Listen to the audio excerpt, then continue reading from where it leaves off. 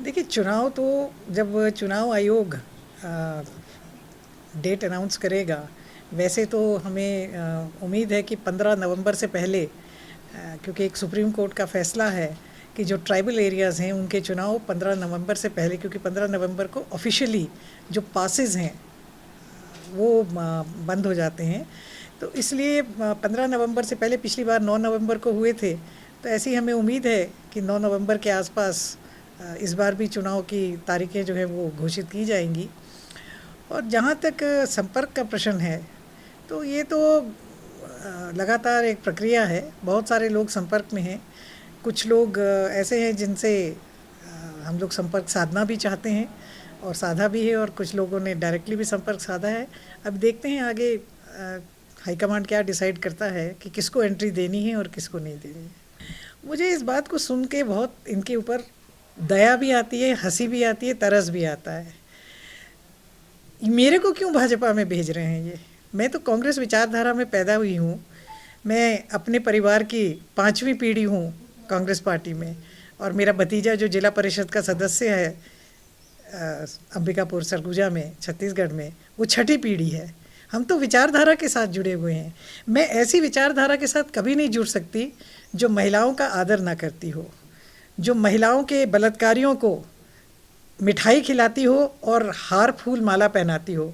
ऐसी विचारधारा के साथ मेरा तो जुड़ने का प्रश्न ही नहीं उठता।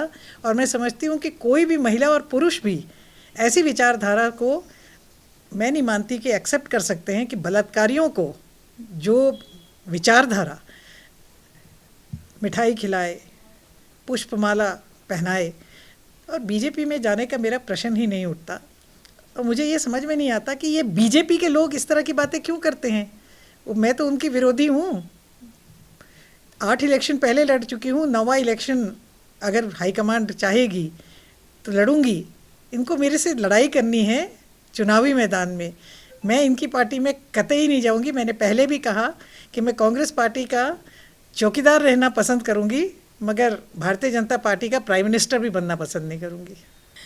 मुख्यमंत्री का खुद का जो हाल है, उसकी मुझे लगता है कि वो उसका बयां कर रहे हैं।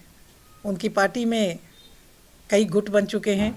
मुख्यमंत्री का गुट अलग है, धूमल साहब का गुट अलग है, नड्डा साहब का गुट अलग है, कश्यप जी का गुट अलग है। सब अलग अलग गुटों में बटी हुई भारतीय जनता पार्टी है।